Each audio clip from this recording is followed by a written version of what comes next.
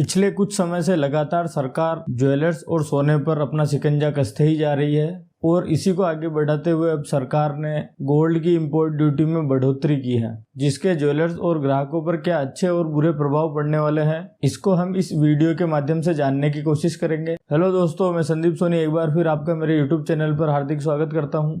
I hope आप सब खुश और स्वस्थ होंगे। अगर आपको ये वीडियो पसंद आए तो इसको लाइक कीजिएगा और मेरे चैनल को सब्सक्राइब कीजिएगा। तो बढ़ते हैं वीडियो की तरफ। तो सबसे पहले हम यह जान लेते हैं कि आखिर इंपोर्ट ड्यूटी होती क्या है। इंपोर्ट ड्यूटी यानी आयात शुल्क। इंपोर्ट ड्यूटी बेसिकली एक टैक्स या कर है जो किसी देश के सीमा शुल्क अधिकारी उस देश में किसी दूसरे देश से आने वाले सामान पर वसूल करते हैं। इंपोर्ट ड्यूटी कितनी लगेगी यह सामान की कीमत के साथ साथ सामान किस देश का है और अन्य कारणों पर निर्भर करता है। इंपोर्ट ड्यूटी को custom duty, tariff, import tax या इंपोर्ट टैरिफ भी कहते हैं। इंपोर्ट ड्यूटी के दो उद्देश्य होते हैं, स्थानीय सरकार के लिए आय जुटाना और स्थानीय स्तर पर उत्पादित होने वाला सामान को बाजार में फायदा दिलाना। कभी कभी कोई देश किसी दूसरे देश पर पेनल्टी के तौर पर वहां से आने वाले सामान पर इंपोर्ट ड्यूटी बढ़ा देते हैं। ग्राहकों के लिए सोने की ज्वेलरी खरीदना अब और महंगा होने वाला है और ऐसा इसलिए है क्योंकि सरकार ने अब सोने पर आयात कर बढ़ा दिया है। आयात शुल्क में बढ़ोतरी से ग्राहकों के शादी के बजट पर भी असर पड़ेगा, क्योंकि खाद्य और अन्य उत्पादों में हाई इन्फ्लेशन के कारण बाकी सब कुछ पहले ही महंगा हो गया है। 30 जून 2022 की अधिसूचना के अनुसार सोने पर आयात शुल्क पहले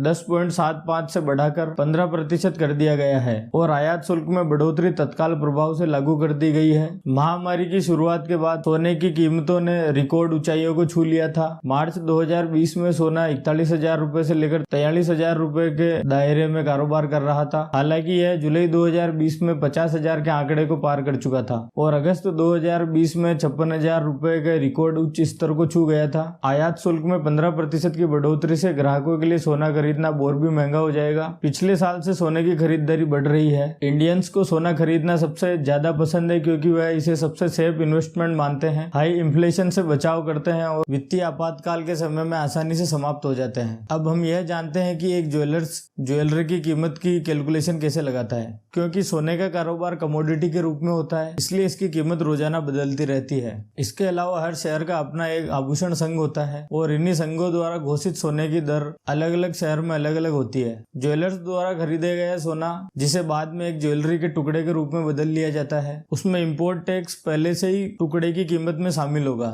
इस प्रकार जब कोई ग्राहक सोने के आभूषण खरीदता है तो आयात शुल्क पहले से ही सोने की कीमत में जोड़ा जाता है, जबकि सोने की घरेलू कीमत अंतर्राष्ट्रीय कीमतों में डिफरेंस के साथ बदलती रहेगी। लोकल खरीदारों के लिए वास्तविक खरीद लागत शुल्क प्रतिशत में वृद्धि की मात्रा से अधिक होगी। ज्यादातर ज्वेलर्स इस फॉर्मूले का उपयोग करके सोने की ज्वेलरी की फाइनल प्राइस की कैलकुलेशन करते हैं। 22 कैरेट या 18 कैरेट जिसका वजन 10 ग्राम हो, उसमें मेकिंग चार्जेस प्लस जीएसटी का करंट परसेंटेज 3% और हॉलमार्किंग के चार्जेस एप्लीकेबल होते हैं। इकोनॉमिक लॉज प्रैक्टिस के पार्टनर निशांत शाह कहते हैं कि भारत में आयात किए गए सोने से घरेलू बाजार के लिए निर्मित अधिकांश गहनों के रूप में सोने के सीमा शुल्क की दर में इस तरह की वृद्धि का भारतीय ग्राहकों के लिए परिणामी प्रभाव होना तय है। नए आभूषण खरीदना भारतीय ग्राहकों के लिए और अधिक महंगा होने की संभावना है, जो इसलिए अपने पुराने या पैतृक आभूषणों को फिर से डिजाइन करने की ओर झुकेंगे।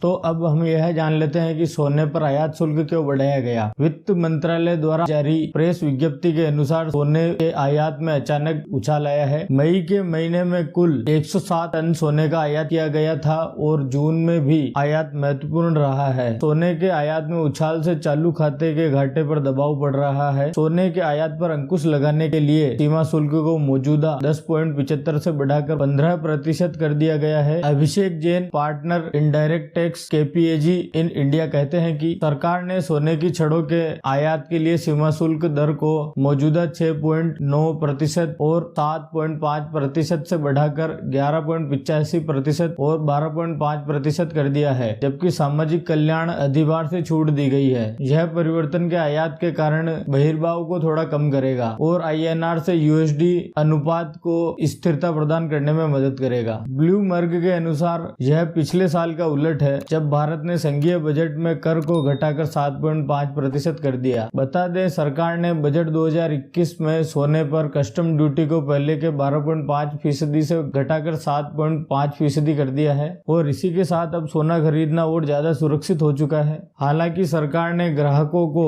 धोखेबाज ज्वेलर से बचाने के लिए सोने की खरीदारी को सुरक्षित बना दिया है। नवीनतम नियमों के अनुसार 1 जून 2022 से प्रभावित ज्वेलर्स केवल हॉलमार्क वाले सोने के आभूषण ही बेच सकते हैं, चाहे उनकी शुद्धता कुछ भी हो, कितने भी प्रतिशत का सोना हो। प्रत्येक सोने के आभूषण पर एक हॉलमार्क चिन्ह होना चाहिए, चाहे वह कैरेट का ही क्यों न हो। सरकार ने सोने के गहनों की शुद्धता के संकेतों में भी संशोधन किया है। 1 जुलाई 2021 से हॉलमार्क वाले सोने के गहनों में इस प्रकार से संकेत होंगे: BIS लोगो, शुद्धता, सुंदरता ग्रेड, 6 अंकों का अल्फा न्यूमेरिक कोड जिसे HUID के रूप में भी जाना जाता है। ध्यान दें कि यह एक ज्वेलर्स आपके द्वारा खरीदी गई प्रत्येक सोने की वस्तु के लिए आपसे अतिरिक्त हॉलमार्क के चार्जेज वसूल कर सकता है। आई होप आपको यह वीडियो पसंद आया होगा। इसी तरह की वैल्यूएबल और इंफॉर्मेटिव वीडियोस देखने के लिए मेरे चैनल को सब्सक्राइब करें। अगर आपको यह वीडियो पसंद आई हो तो इसे लाइक करें। Thank you.